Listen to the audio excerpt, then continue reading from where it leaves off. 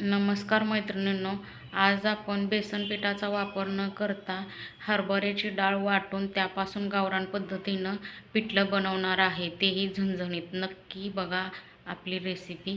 धन्यवाद. इथे मी घेतलेली आहे हरभऱ्याची डाळ. तुम्ही भिजवूनही घेऊ शकता. मी इथे आहे तशी घेतलेली आहे. मिरच्या आहेत, लसूण आहे, हळद आहे, मोहरी आहे, जिरे आहेत आणि चवीपुरतं मीठ आहे. पहिला आपण मिरच्या, लसूण आणि जिरे मिक्सर जारमध्ये बारीक करून घेऊया. जिरे इथे ठेचा करताना पण टाकायचे आणि फोडणीत पण टाकायचे. अशा पद्धतीनं चालू बंद मोडवर ठेचा बारीक करून घ्यायचा.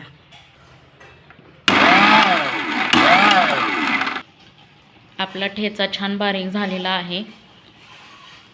आता आपण हे काढून डाळ बारीक करून घेऊ. त्याच भांड्यामध्ये थोडं पाणी घालून डाळ बारीक करून घेऊ. पाणी घातलेलं आहे, डाळ बारीक करून घेऊ. डाळ खूप बारीक करायची नाही, ओबड-धोबड अशा मीडियम साईजवर डाळ बारीक करून घ्यायची. अशा पद्धतीनं मी डाळ बारीक करून घेतलेली आहे. फोडणीची तयारी करून घेऊ. कढई गरम करायला ठेवूया. कढईमध्ये 1 ते 1.5 पळी तेल टाकूया. आपलं तेल तापलेलं आहे.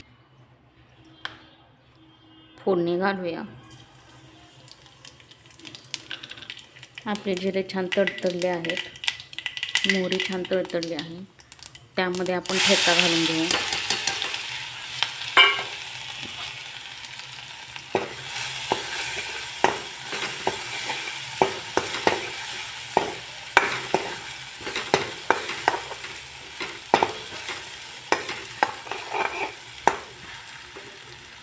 ठेचाही आपला छान भाजायला लागलेला आहे. तेल सुटेपर्यंत ठेचा भाजून घ्यायचा. आपल्या ठेच्याला छान तेल सुटलेलं आहे. त्यामध्ये आता आपण वाटून घेतलेली बेसन घालू. बारीक केल्यामुळे मिक्सर जारमध्ये बेसन घट्ट आहे, त्यासाठी आपण यामध्ये पाणी घालून मग फोडणीमध्ये ओतू.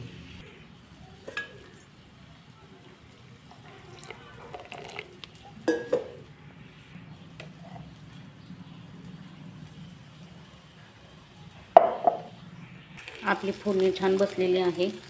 त्यामध्ये आता आपण वाटलेलं वाटण घालू.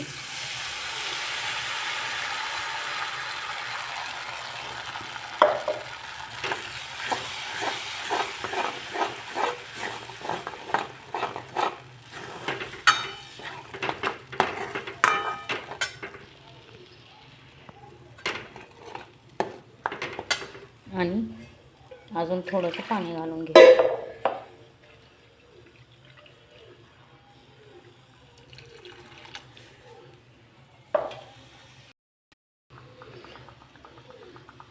चवीपुरतं मीठ घालू.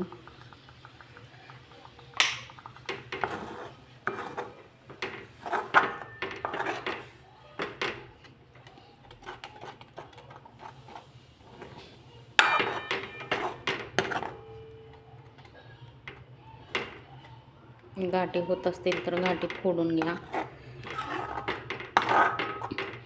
पाण्यात मिक्स करून घेतल्यामुळं शक्यतो गाठी होत नाहीत.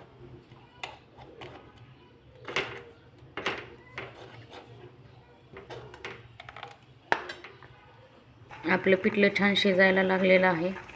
झणझणीत पिठलं आणि भात कोणाला कोणाला आवडतं कमेंटमध्ये नक्की सांगा. अजून 2 ते 3 मिनटं शिजवून घेऊ, म्हणजे छान पिठलं आपलं शिजलं जाईल. बेसन पिठापेक्षा वाटून केलेल्या डाळीपासून पिठलं छान लागतं चवीला. एकदा नक्की करून बघा.